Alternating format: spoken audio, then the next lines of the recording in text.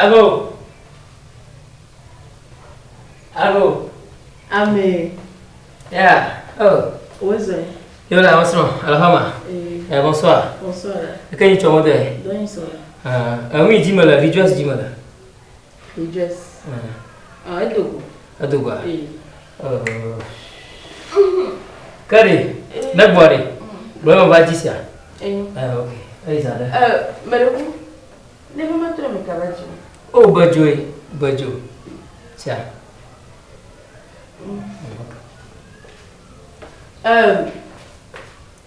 Aba.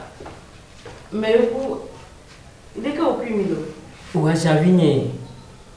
À janvier. À janvier. Bah ouais, le nouveau est pour un dépôt. Dis ça. Non, manière d'adao. M'y a si le dos. Côté que me donne comme il t'en nya non moi pour quoi. On peut non moi pas. C'est non moi. Non, ne pas ma plaine. Oh, nhau. Yo, merci. Ne bois yo. Ok. Ma bonne temps.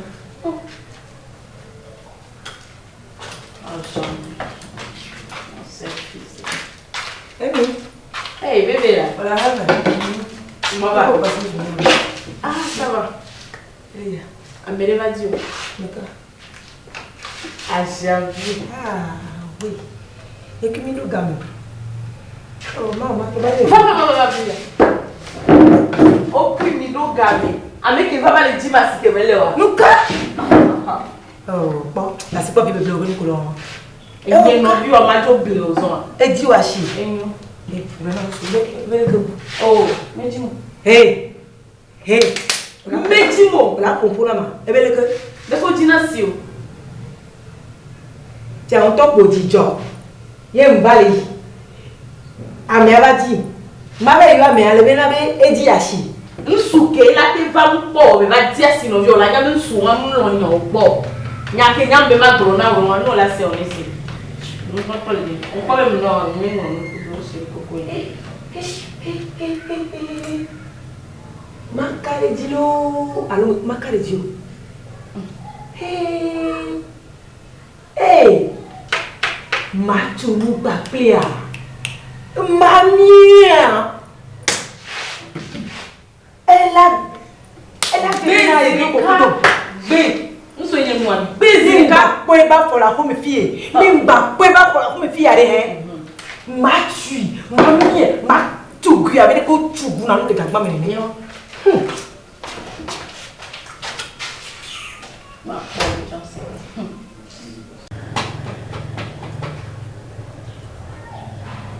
Amé le retour le gouma dina là. Ni me sene pe bon là. Non quoi?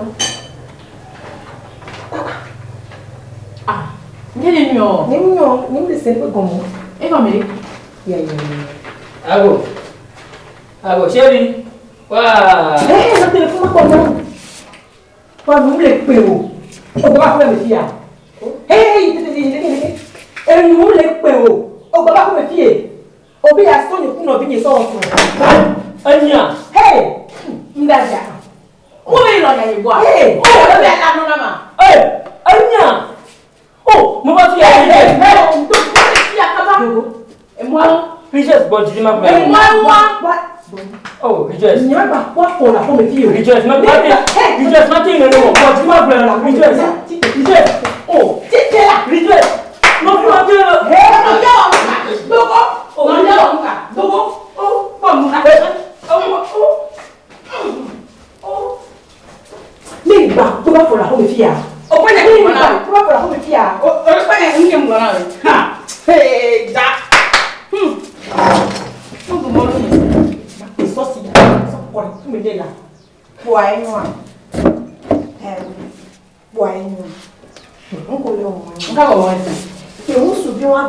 Que vous souviez, on va dire d'adore le film, il n'y a pas de problème. Que d'adore, tu vas, il n'y a pas de problème. Et tu vas voler au coup d'adore, tu me l'es et noir. Au point où on a nous fait là demain. Il n'y a qu'à te voler. Non, c'est nous. Eh, ne te blâme. Bon, on est là. Pumpolelo. Laki ya ya. Laki ni o de mi la pomo wa. E wi gbe me ha gbo titi, me ha gbo to fi, me ha noni. Pumpolelo. Noni. Ha. Ngejo. Papa ojo. Ngejo jore ni. Papa, ni swali. Do me tobe ajandia. Eva chi. E ka gwa. E o mo pona. Eva, e no nyawa dom la lepo. Nyawa dom la zu do me tobe ka. Pero munya bo de ni ala. Munya le ke le. Ti jare papa. Que do me chavale, do me to chavale. Baba sunu su jale. Oh no. Ti jare ke gbenu su java kwa. Eva boro jo le ni gba papa. Papa, mi ma tengo ni masonchi, mi ma ate ni masonchi ya. Ni boji, imba ma me ke gronya ni.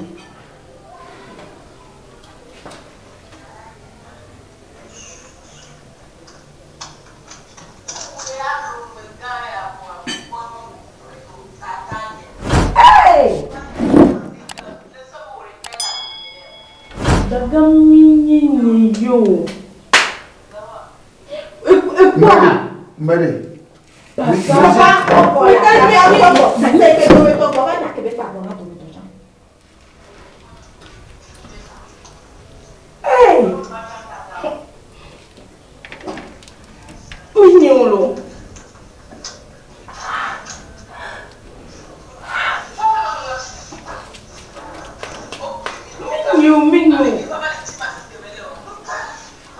Mimi. Papa menyo. Igbenye mema. Okay, dis moi tant. Makaba gbe ma. Papa mi tonyo. Daga to e. Mbere. Makaba gbe ma. Papa mi tonyo. Awa. Manyowa. Papa Manyowa. Papa mawi. Owa. Papa mawi. Digawo. La site abaku, la baku. Jawo. Le jawo ne ba ku mani. Ya ba ku mani. E jo me pada. ore dia o. Jo ni ne ba.